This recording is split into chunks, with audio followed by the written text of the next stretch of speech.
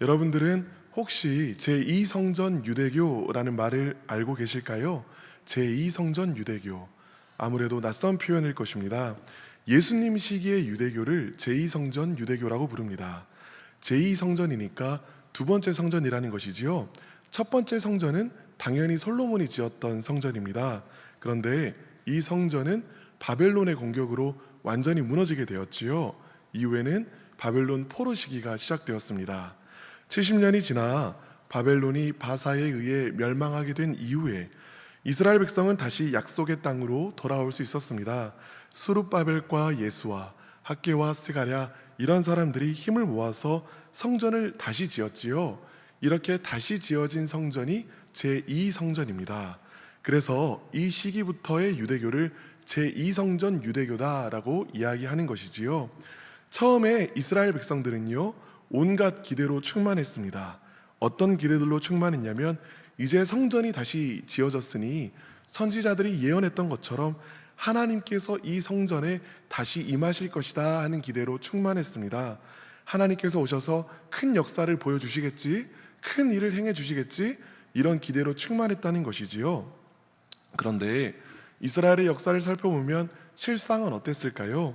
바사 이후에는 그리스가, 그 이후에는 이집트가, 그 이후에는 시리아가 다스렸습니다. 그렇게 200년이 지나갔습니다.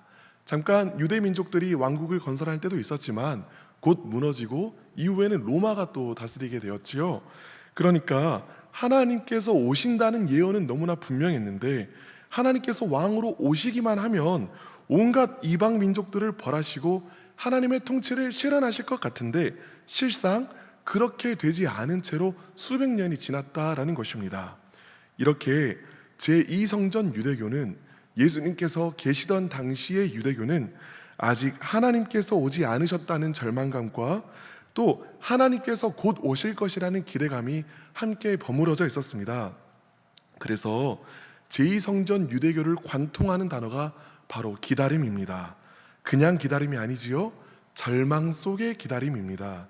이 사람들은 오신 하나님, 그러니까 과거에 우리 삶 가운데 역사해 주셨던 하나님, 이 과거형의 하나님에 대한 기억을 가지고 오실 하나님, 미래형의 하나님을 기다리던 사람들이었습니다. 그래서 누가복음도 기다림으로 시작합니다. 누가복음의 시작에 등장하는 경건한 자 시므온과 여선지자 안나는 바로 이 타는 기다림을 너무나 잘 보여주는 인물들인 것입니다. 누가복음은 이 기다림의 끝에 드디어 예수님께서 오셨다라고 이야기하고 있습니다. 우리가 복음서를 보면은요, 예수님께서 공적 생애를 시작하실 때에 사람들 앞에 자기 자신의 모습을 처음으로 드러내실 때 항상 먼저 하셨던 말씀이 있습니다. 그것이 무엇이냐면요, 회개하라, 하나님 나라가 가까이 왔다. 바로 이 말씀입니다. 마태복음과 마가복음에서 예수님께서 공생애를 시작하시면서 가장 첫 번째 하셨던 말씀이 바로 회개하라, 천국이 혹은 하나님 나라가 가까이 왔다는 이 말씀이었습니다. 우리는 나라 하면 땅을 떠올리지요. 그런데 이 시대의 땅이라는 말은, 이 시대의 나라라는 말은 땅이라는 말보다는 주권, 다스림 이런 말에 더욱 가까웠습니다. 그러니까 예수님께서 말씀하셨던 하나님 나라가 가까이 왔다라는 말이 무슨 말인가요? 하나님의 통치가, 하나님의 다스림이, 즉 하나님 그분 자신이 가까이 왔다라는 말의 의미입니다. 그런데 누가복음에서는요, 예수님께서 첫 번째로 하신 말씀이 회개하라, 하나님 나라가 가까이 왔다가 아니에요. 누가복음에서는 가장 먼저 예수님께서 무슨 말씀을 하셨는지 한번 찾아보도록 하겠습니다. 누가복음 4장 18절과 19절인데요, 함께 읽어보겠습니다. 시작. 주의 성령이 내게 임하셨으니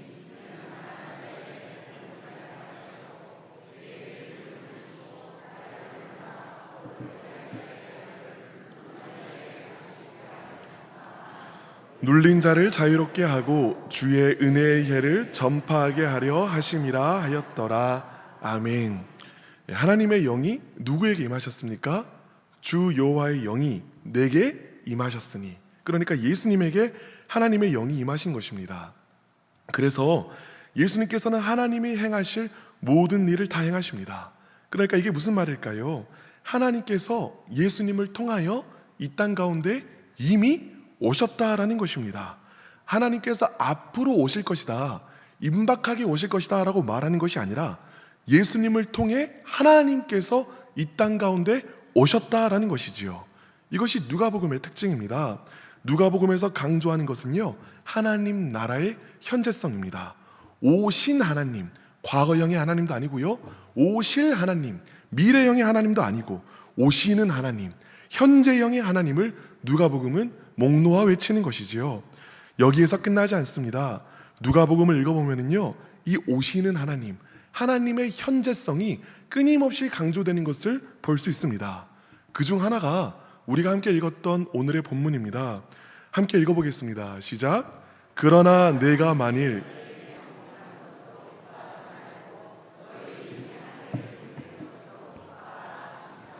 아멘. 네, 제가 본문을 다시 한번 읽어보겠습니다. 오늘 본문입니다. 그러나 내가 만일 하나님의 손을 힘입어 귀신을 쫓아낸다면 하나님의 나라가 이미 너희 가운데 임하였느니라. 아멘. 여러분이 본문에서 말하는 게 무엇입니까? 하나님의 나라가 앞으로 올 것이라고 이야기합니까? 아니면 이미 너희 가운데 임하였다라고 이야기합니까? 이미 너희 가운데 임하였다라고 이야기합니다. 하나님께서 멀리 계신 것이 아닙니다. 임박하여 계신 것도 아닙니다. 하나님께서 이미 현재형으로 오셨다라는 것이지요. 하나님께서 오셔서 지금 다스리고 계십니다. 왜 귀신이 떠나가지요? 하나님께서 다스리시기 때문입니다. 왜 병자가 치유되지요? 하나님께서 다스리시기 때문입니다. 이것이 바로 하나님께서 주시는 복음의 희망입니다. 하나님께서 멀리 계시지 않으시고 지금 고통받는 우리와 함께 계신다라는 것이지요. 누가복음에만 등장하는, 다른 복음서에서는 없는 말씀 하나가 또 있습니다. 누가복음 17장 20절부터 21절 말씀인데요, 제가 읽어보겠습니다. 바리새인들이 하나님의 나라가 어느 때에 임하나이까 묻거늘 예수께서 대답하여 이르시되 하나님 나라는 볼 수 있게 임하는 것이 아니요 또 여기 있다 저기 있다고도 못하리니 하나님의 나라는 어디 안에 있느니라? 너희 안에 있느니라. 아멘. 누가복음에서 지속적으로 강조하는 것이 무엇입니까? 하나님께서요, 멀리 계시지 않는다라는 것입니다. 하나님께서는 우리 안에, 우리와 더불어 우리와 함께 하신다는 것이지요. 하나님께서는 우리에게 이미 임하셔서 우리를 살아나게 하십니다. 우리를 변화시켜 가십니다. 그 과정에서 힘들고 어려운 일이 분명히 있지요. 그러나 이 과정에서 하나님께서 동행하여 주셔서 하나님의 능력과 역사를 보여주십니다. 이것이 바로 성경이 말하는 참된 희망, 오시는 하나님, 오늘 우리에게 오시는 하나님, 현재형의 하나님이신 것입니다. 예수님께서는요, 누가복음에서 이 현재형의 하나님을 선포하셨습니다. 여러분, 그런데 하나님께서 이미 너희 가운데 임하셨다라는 이 말이 당대의 사람들에게는 어떻게 들렸을까요? 이 선언이, 하나님께서 이미 너희와 함께 하신다는 이 선언이 그 사람들을 기쁘게 했을까요? 물론 예수님의 말씀 속에 임하신 하나님을 발견하고 기뻐하는 사람들도 있었습니다. 그런 제자들도 있었습니다. 그러나 대다수의 사람들은요, 이 현재형의 하나님을 받아들이려 하지 않았습니다. 왜일까요? 이 사람들이 원했던 그 기대와 다른 모습이었기 때문입니다. 이 사람들은요, 로마로부터 해방이 지금 당장 이루어지길 원했습니다. 당장 삶이 좋아지기를 원했습니다. 번쩍하고는 완전히 삶이 달라지기를 원했습니다. 그런데 예수님께서 오셔서 자신의 삶의 문제가 완전히 다 해결되었나요? 그렇지가 않았다는 것이지요. 그래서 싫어했습니다. 사람들은 하나님이 오셔도 내 삶이 여전히 이 모양 이 꼴이라면 내가 하나님을 왜 믿겠어? 라고 생각했습니다. 예수님께서 오셔서 희망을 주신 것이 아니라 도리어 희망을 빼앗았다라고 생각했습니다. 하나님께서 오셔도 삶이 변환된 것이 없으니 이제는 기다릴 것조차 뺏어가 버렸다, 이제는 기다릴 것조차 없다라는 것이지요. 이 사람들은요, 내가 바라는 희망을 주지 않았다면서 예수님을 죽였습니다. 차라리 이 사람들은 이렇게 말했습니다. 내게 희망을 달라. 아직 하나님은 오시지 않은 것이어야만 한다. 하나님이 오시면 내 삶은 완전히 달라질 것이고 완전히 변화될 것이고 행복할 것이고 잘 될 것이고 기쁠 것이다. 그러니 아직 하나님은 오시지 않은 것이어야만 한다. 이것이 그들의 주장이었습니다. 그러니 누가복음의 예수님은요, 하나님의 나라가 하나님께서 이미 오셨다라고 주장하셨고 이 때문에 죽으신 것입니다. 그러나 죽음으로 끝은 아니지요. 예수님의 죽음 이후에도 누가복음은 계속 이어집니다. 예수님께서는 부활하셨고 이후에는 하늘에 오르셨습니다. 예수님께서는 말씀하셨습니다. 그때의 사람들이 인자가 구름을 타고 능력과 큰 영광으로 오는 것을 보리라.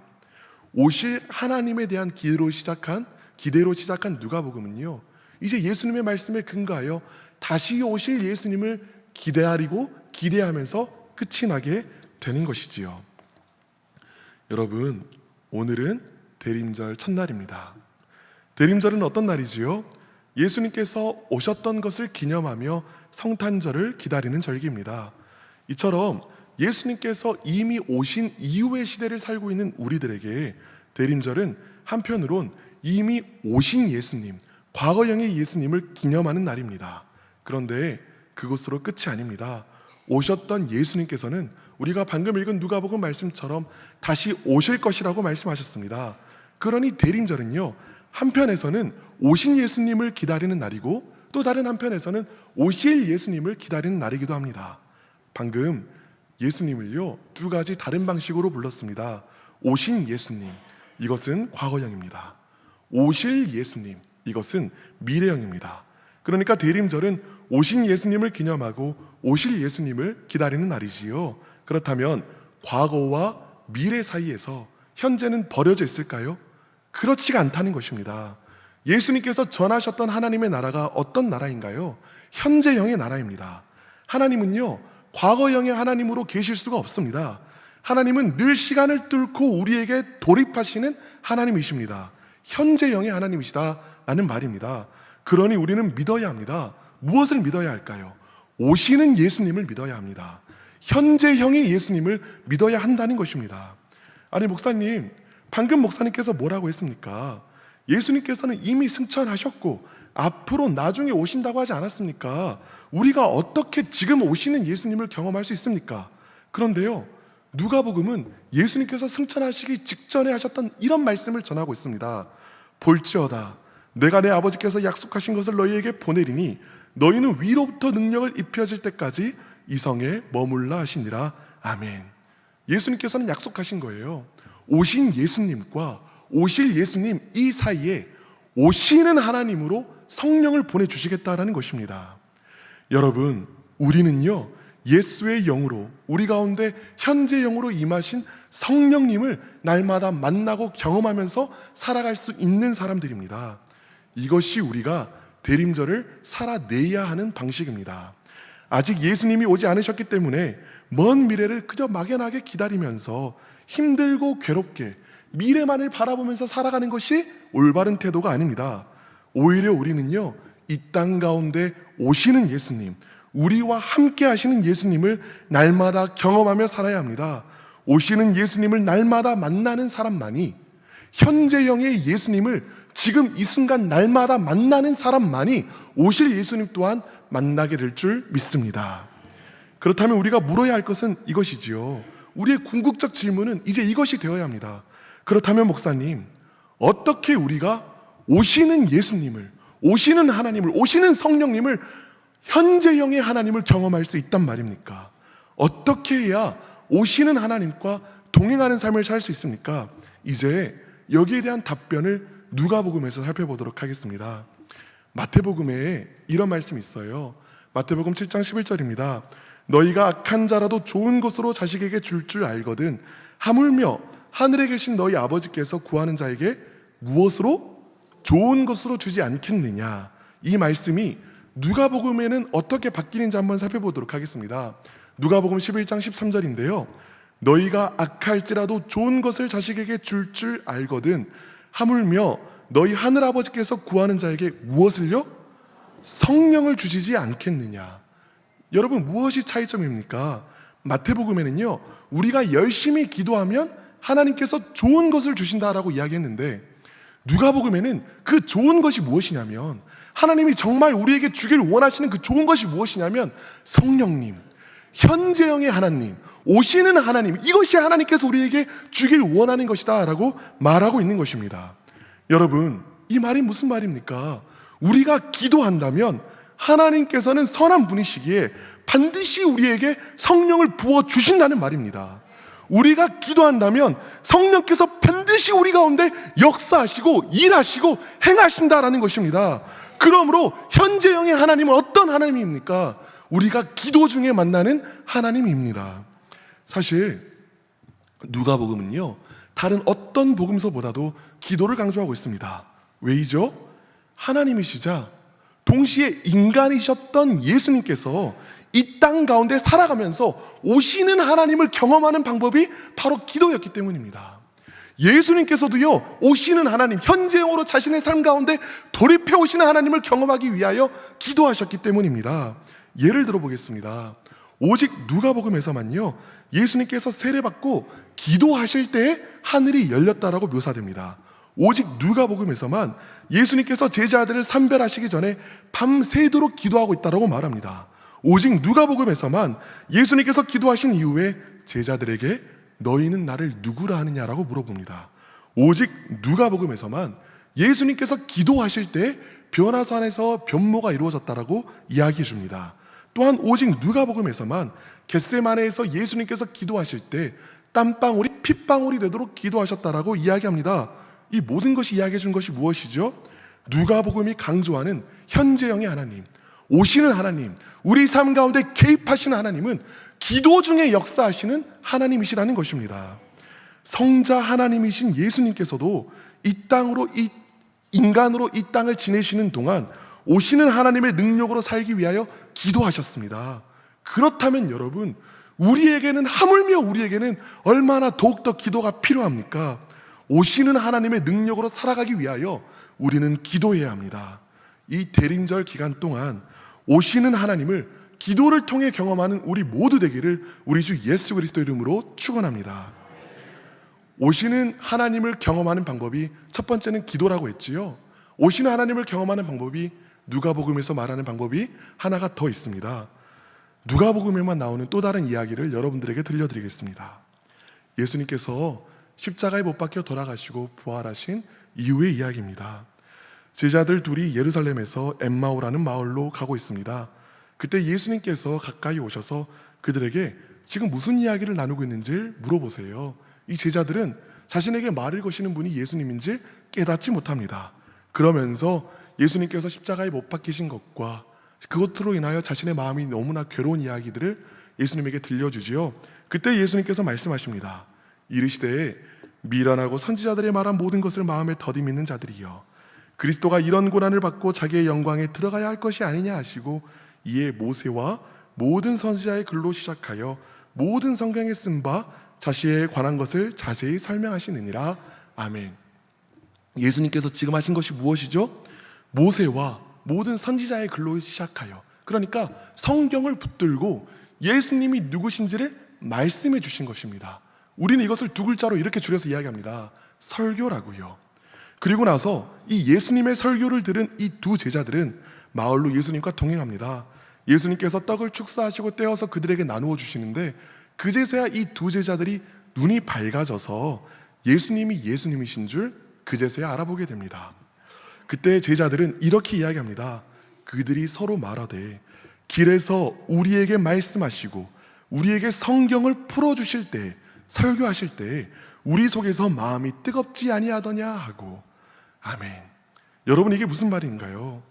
부활하신 예수님께서 우리 가운데 오셔서 행하시는 일이 있다는 거예요. 그것이 무엇입니까? 말씀을 전해주시는 일입니다. 제자들은요, 그 말씀을 들으면서도 자기에게 말씀하는 이가 예수님인 줄을 모릅니다. 제자들이 아는 것은 딱 하나입니다. 무엇입니까? 예수님께서 말씀을 전해주실 때 자기의 마음이 뜨거워졌다라는 것입니다.